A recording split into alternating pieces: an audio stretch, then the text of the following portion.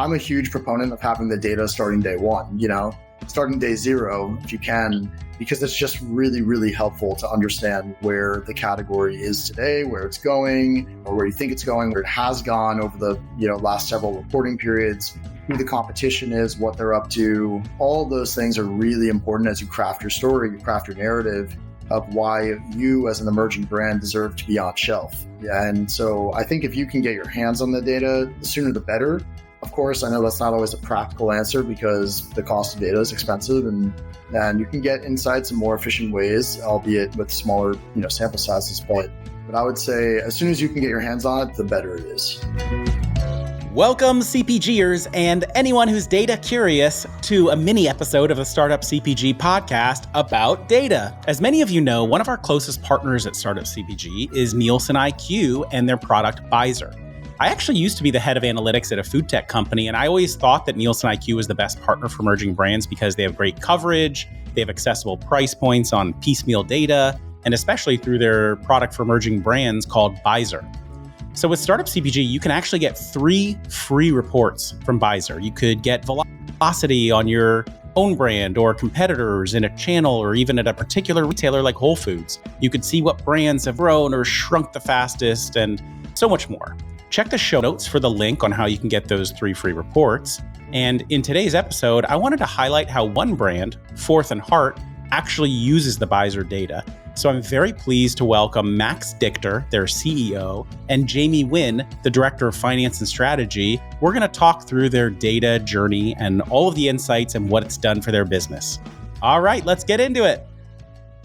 Hello, everyone. Here we go. So if you haven't heard of them, Forth & Heart is the largest and fastest growing ghee company in the US. They are nationally distributed in over 12,000 stores. They're on a mission to shine light on the simplicity and superiority of ghee in a crowded world of basic butter. So my friend Max joining us today is their CEO. He is a total profitability whiz with deep expertise in finance, ops, team building, and so much more. He used to be my neighbor here in Los Angeles. His dog and my dog used to be best friends until Max moved away, but we're not sore about that or anything. He is also my first call anytime I have questions about fundraising or lending options. Jamie, also joining us, is the Director of Finance and Strategy at Forth & Heart. She joined the company first as a warehouse manager back in 2017 when Forth & Heart was self-manufacturing from a shared kitchen space in downtown Los Angeles, which was actually Amped Kitchens, which is another Startup CPG sponsor.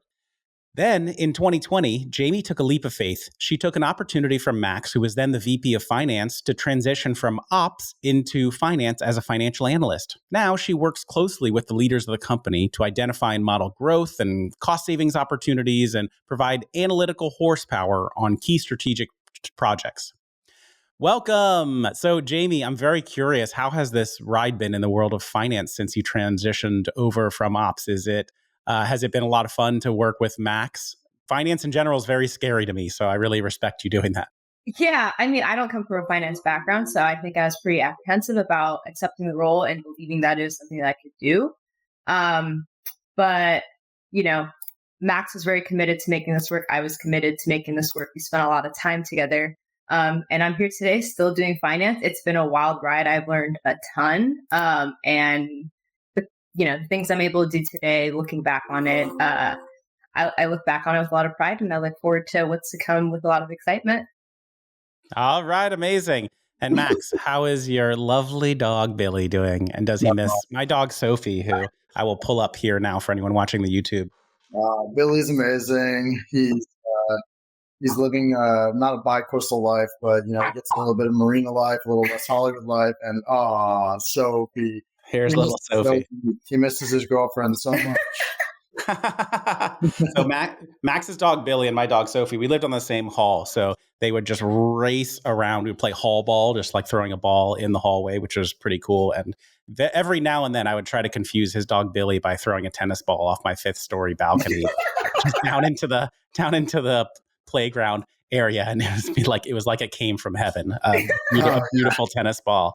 But unfortunately, we're not just here to talk about dogs today, but fortunately, we're here to talk about data, which is really one of my favorite topics. So just to jump right in first, actually, Max, do you mind maybe giving people a kind of overview or update on Fourth and Heart. And I'm also really excited to hear about how it's been going with the launch of your ghee stick.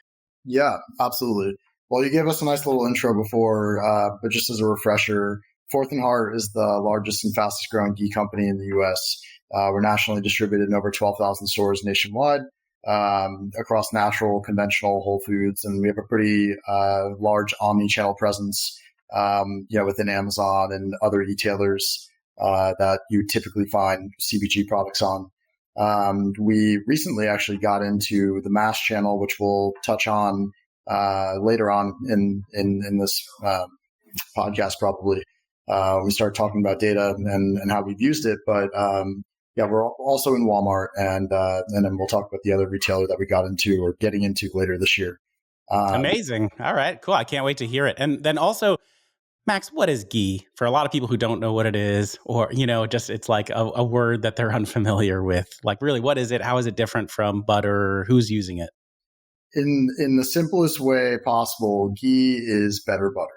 And by that, we mean it's richer, it's more functional, and it's healthier than traditional butter. It's richer because it's 100% butter fat, whereas traditional butter is about 82% butter fat.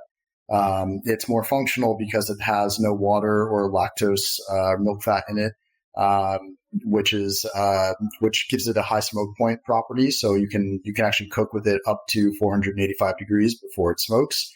And lastly, we say it's healthier than traditional butter. There are a variety of reasons, but at the simplest, at the highest level, it's lactose free, it's casein free, so it's a lot more approachable to a lot more people. But it does have higher vitamin contents of A, D, E, and K, higher levels of CLA and butyric acid, which are found to be helpful in digestion. And I mean, I know now it's a pretty nice category on its own, but like, was it always that way, or how did people start learning about ghee and getting interested in it? It's fascinating. Ghee is actually huge. It's a $30 billion category outside of the U.S. Here in the U.S., it's still pretty nascent. It did become a little bit more mainstream as the paleo, keto, Whole30 diets came about several years ago, and there was this concept of bulletproof coffee that came out that uses ghee in it, and so ghee became a little bit more popular then. But one of the biggest challenges, and I'd say opportunities as well, for Fourth and Heart is really democratizing ghee here in the U.S. And part of that is positioning it in a way that consumers understand and can find familiar. And so that's sort of a good segue into the ghee stick conversation. One of the things that we've done coming out of consumer insights actually is position the ghee that we sell in our jar, the best-selling product, in a format that people already know and love, which is the butter stick format. So Fourth and Heart, in the past year, it took several years and a lot of money to make this happen. But in the last year, we launched the first ever, dare I say, world's first ghee butter stick into the refrigerated section of the store, sitting right next to other premium butters on the shelf. Think of like Kerrygold or Vital Farms, Maple Hill, things like that. And so what we're trying to do is show consumers that ghee can be used just like butter, 1-to-1, and it can exist in the same format that they already know and love in the part of the store they expect to find ghee butter, and at a price point that's more approachable than the jar currently is. That's awesome. Yeah, because typically I've seen it all over the place in the jar, and then I also cook with it. You were nice enough to give me some samples to get me hooked. Which I think like I just remember learning from my old chef friends at Just Egg when I was there. I was like, oh, I just cook with olive oil. They're like, you what? Are you crazy? Like, don't you know? And apparently because the smoke point of it, I guess, is pretty low. So everyone agreed that ghee is a pretty good way to go. So I started using that, which has been awesome. And then in terms of the butter stick, I mean, that makes a lot of sense, right? That's where a lot of butter is sold in that stick format. So probably it'll be a cool way for a lot of new consumers to discover you. Absolutely. That's the All point. right. So we're really here to talk data, which is, as everyone knows, one of my favorite topics. I used to be the guy actually at Just Egg who would pull all the data. I would work that stuff. I would like pull it into all these different cubes, twist it, turn it, see all the insights, tell all the stories. which was very cool because once you become the person who really knows how to tell the stories, then they start doing nice things like inviting you to the buyer meetings, which was, I think, always the most fun for me. So hopefully they bring you to do that, Jamie. But maybe can you just take me back to like, why did you initially want to get some Visor data, for example? What was your goal? What were the questions you were trying to answer? Yeah, I think, well, for us, like the big thing was understanding, the category, how's the category performing, also within a larger context of just overall butter. And then, where Fourth and Heart stands within all of that and what opportunities that provides for us. So that's primarily how we use the data, but we also use the data to inform, forecasts, projections, targets that we have upcoming, and what that really means for the company as a whole. So it sounds like maybe a mix of probably trying to assess some opportunities from an internal perspective, make some decisions around product lines, products, but then, really also then looking at the competitive landscape, understanding how you're sitting against competitors in the market, at specific retailers, stuff like that. Does that sound right? Yeah, absolutely. Yeah, we looked at this data for a long, long time, always looking at who number one was, chasing them up the leaderboard, and it's nice to be on the other side of that, knowing that we're in the number one slot in terms of dollar sales, unit sales, velocity growth, et cetera. Yeah, that's a pretty fun process because, any brand that's starting out obviously doesn't start at number one. So then you immediately want to size up the competition. Like, where are they selling? How much are they actually selling? And in my experience, it was just so important to understand that and very quickly start telling your story any way you could, right? Like showing ways where we're even outselling them, whether it's just, maybe not at first units per store per week, but at least, well, what if I look at the number of facings they have and then I can say, look, we're doing pretty good for one facing versus their 10. Maybe you should give us a second facing, right? Like all kind of incremental arguments to try to get up the ladder. So then how did you decide which data you wanted to get from the big universe of data that's out there? When we first started buying data, that's a good question. Obviously we couldn't afford it all when we first started. So we just started with like the lowest hanging fruit and what we felt would be most helpful to us. And so we bought chunks of data. Sometimes we even bought just like snapshots of data, snapshots in time, because that was enough for what we needed at the time. Now that we've grown and we're, selling in multiple sets across the store, it's really important that we have a holistic view of everything going on. And because of that, now we buy a lot of data to inform our business. That's a pretty frugal and good way to do it, I think, when you're a growing brand, right? Sometimes you can just buy a quick snapshot that gives you everything you need at that point. You can look at some cuts, right? Maybe your performance isn't going to change so much over the different points. But yeah, then obviously as you grow, then you start needing to be able to track more consistently, or you need the more cuts to be able to tell your story better, look at the different options. And so what was the process of actually getting the data like then with Visor? So with Visor, it's really nice. There's a lot of free reign. You can go in there and build your own reports and set it up such that it spits it out every 4 weeks, every month, depending on how you want. There's a lot of customizability. So I go in there. I'm the guy pulling the data and synthesizing it into dashboards and stuff. But I initially set it up to see all the metrics that we would like to track, ideally, unit sales, store counts, velocity, ACV, all that stuff, promo period related data as well. So it's all set up now such that every 4 weeks, the data automatically is uploaded and ready for us to download and view, which is really nice. And then on top of that, if we want to look at something more specific or, we want to dive deeper into a region or something, we have that ability as well with Visor. So it's really nice. So what is the total scope of the data that you get from Visor? So we get the total Whole Foods at like the all-inclusive of all regions level. We also get regional data, which is really nice. It allows us to be more strategic about certain marketing initiatives where we want to target it. And And then in addition to that, we get just total channel level, total store Awesome. level. Great. And I think the Whole Foods is an exclusive with Nielsen and Beiser. So that's pretty much the only place I believe you can get that if you're looking for that nice Whole Foods data. So that makes sense. And then what about, did you check how pricing for the kind of data you were looking at would compare to other places that you could get data? I mean, obviously, we're all trying to be frugal. So did you have just kind of a sense for the magnitude of the competitive options? Yeah, I would say anecdotally, this data it felt comfortable and was the right price for sure. I think for any emerging brand or brand that's looking to get data at a more efficient cost, Nielsen and Visor would be, those are great tools to leverage in their pursuit of insights. Awesome. Okay, perfect. So now let's get to the good stuff. Let's cut to the chase. Let's talk insights. What did you see when you started looking into the data? What was some of the biggest stuff you saw and what was the impact on the business?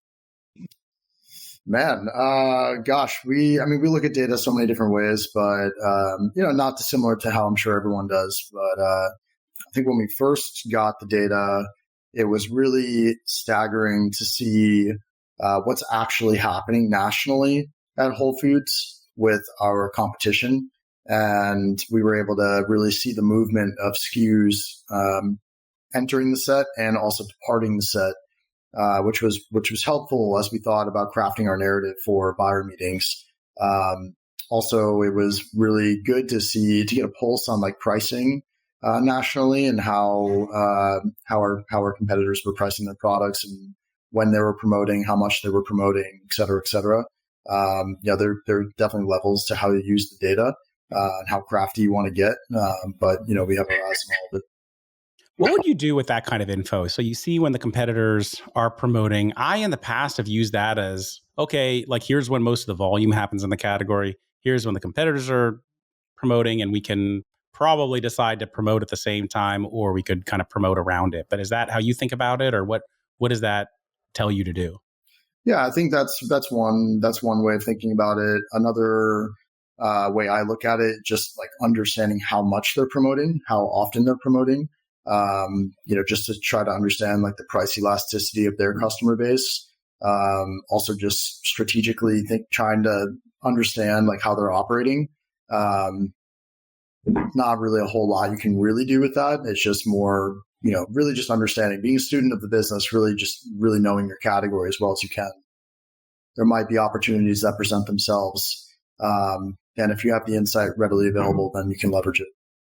So Max, earlier at the beginning of this interview, you teased something about another unnamed mass retailer. Can you share anything about that? And, how did data help with that?